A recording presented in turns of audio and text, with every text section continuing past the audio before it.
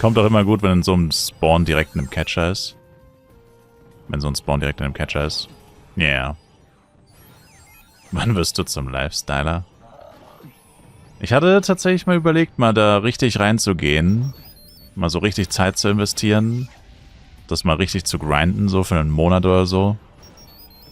Also überwiegend das quasi. Aber... I don't know, man. Das Problem ist halt, dass ich es halt wirklich, also... Das Einzige, was ich gesagt hätte, langfristig, was ich irgendwo rentieren könnte, wären die Potions. Da könntest du nämlich selber Crit Damage Potions und so craften. Was ja schon nicht schlecht ist, weil ich meine, ein Crit Damage Potion kostet 10 F-Coin, oder? Ja, doch, oder? 10 Stück kosten 100, also einer kostet 10. Dann imagine, du könntest massenhaft von diesen Potions craften.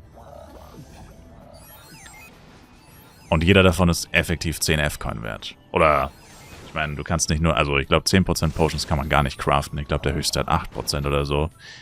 Aber ist ja egal. Auf jeden Fall, du könntest auf jeden Fall Potions craften mit zum Beispiel Crit Damage oder so. Oder Cast Time. Oder magische Kraft, whatever. Also hört sich ja grundsätzlich ziemlich gut an. Aber es gibt ja ein paar Leute, die schon Lifestyle gefarmt haben, die ich ja dann auch gefragt habe nach ihrer Meinung oder nach ihrer Expertise. Und die Antwort war eigentlich immer die gleiche, dass, also vor allem fürs Potion Craften, brauchst du halt 2 Jobs. Also es gibt ja Tränke brauen oder Alchemie oder so. Das brauchst du, glaube ich. Kochen braucht man, glaube ich, nicht. Aber ich bin mir jetzt auch nicht 100% sicher, welche 2 man wirklich braucht. Ist aber auch egal, weil du brauchst auf jeden Fall auch Smithing. Weil, und da sind wir wieder beim Thema Logik, weil da ist das Spiel dann plötzlich schon extrem logisch. Wenn du ein Potion braust oder zusammenmischt, mixt, whatever, kochst, was auch immer, dann brauchst du natürlich eine Flasche, wo du den Potion dann reinfüllst. Ich meine, klar, das verstehe ich, ist ja logisch. Aber da übertreibt es dann vielleicht ein bisschen mit der Logik, weil das Glas oder die Flasche für den Trank, die musst du auch craften und dafür brauchst du einen anderen Job. Es gibt ja die verschiedenen Jobs beim Lifestyle. Oh, ich habe Taste L tatsächlich deaktiviert, lol. Lifestyle-System, eigentlich Taste L, ich habe es deaktiviert, damit ich es nicht mehr fettfingern kann. Aber du hast ja die verschiedenen Jobs, ja, Woodcrafting, Smithing, Mining und so weiter. Und das heißt, du brauchst quasi, ich glaube, Gathering brauchst du dann fürs Tränkebrauen. Gathering, Alchemie, Mining und Smithing. Also du musst quasi Gegenstände schmieden und dann die Tränke brauen und die Tränke in die geschmiedeten Gläser sozusagen reinpacken. Und das alles, damit du erstmal 2% Crit Damage Tränke craften kannst und so weiter.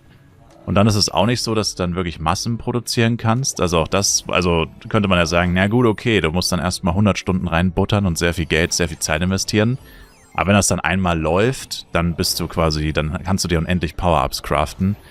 Ja, und das ist eben anscheinend auch nicht so, weil diese Sachen haben alle eine Herstellungszeit und die ist auch ziemlich lange, vor allem bei den Endgame-Items, also bei den besten, bei den höchststufigen Items, ist die Herstellungszeit wohl auch mehrere Stunden oder sogar Tage.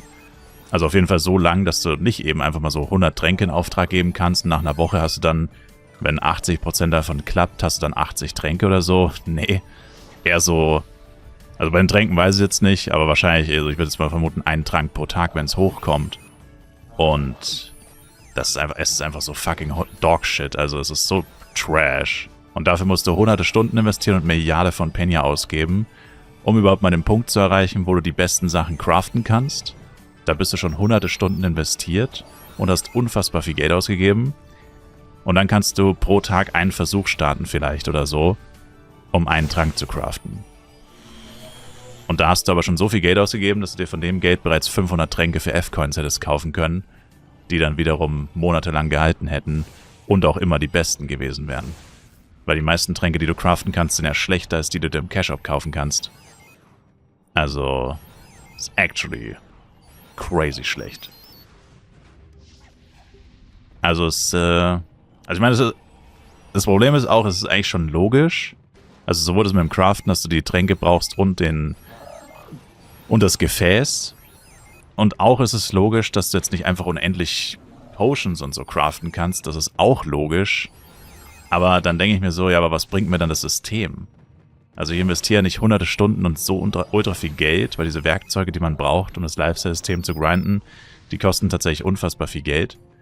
Um erstmal diese Level zu erreichen, ab denen du dann auch die besten Items craften kannst und so. Und das alles dann zu machen, für so wenig Ertrag, das lohnt sich halt unterm Strich einfach nicht. Und dann denke ich mir halt, was bringt mir das gesamte System, wenn ich eben nicht nur nicht in Massenproduktion gehen kann, sondern ich kann eigentlich nicht mal genug craften, damit ich meinen Eigenbedarf decke. Also geschweige denn davon, dass ich mir dann ein Tränke-Imperium erschaffe, bei dem ich super reich werde sozusagen. Also, und das ist das nächste, fast alles, was du craftest, ist segengebunden. Also dieses Tränke-Imperium sozusagen, dass du dann sau viele Tränke verkaufen kannst und sau reich wirst, ist auch nicht so, weil fast alles, was du craftest, ist grundsätzlich segengebunden. Nur die höchststufigen Items mit Great Success, nur die sind wohl ungebunden. Also das heißt, von deinem gesamten Crafting-Prozess ist das allermeiste auch noch segengebunden, also wirklich nur für den Eigenbedarf.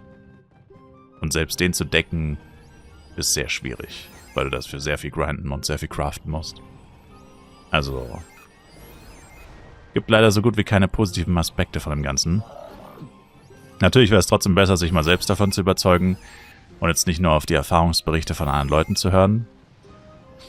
Wenn aber die Erfahrungsberichte von anderen Leuten so negativ sind oder so entmutigend, wie ich es halt gerade geschildert habe, dann ist es halt schwierig, die Motivation zu finden, sich da wirklich mal die Zeit zu nehmen und sich das selber anzugucken, weil das hört sich schon echt schlecht an.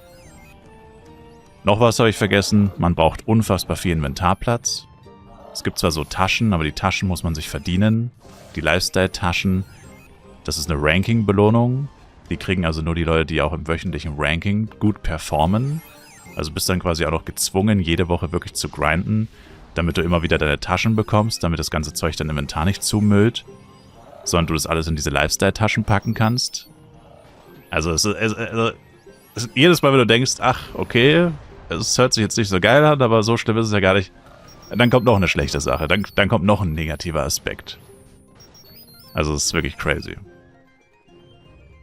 Und aus diesen Gründen habe ich bisher noch nicht angefangen.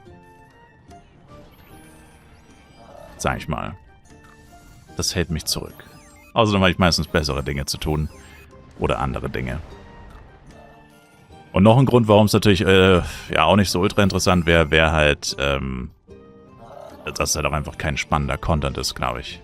Also ich meine, viele Leute finden ja Leveln oder Dailies und so schon nicht spannend. Was denkt man dann, wie spannend es ist? Das ist noch langweiliger als Catcher zu farmen. Du würdest quasi durch die Gegend fliegen und dieses Erz da abbauen und dann von einem Erz zum nächsten fliegen und das war's. Das ist der Lifestyle-Content. Also, das ist quasi das Langweiligste, was du in diesem Spiel machen kannst. Noch langweiliger geht es nicht. Unmöglich. Also, I don't know. Kannst Materials farmen, Beeren, Ärzte und so weiter. Ja, aber das ist ja alles stinklangweilig. So. Momentan vor allem mit Yetis. Aber auch das ist stinklangweilig.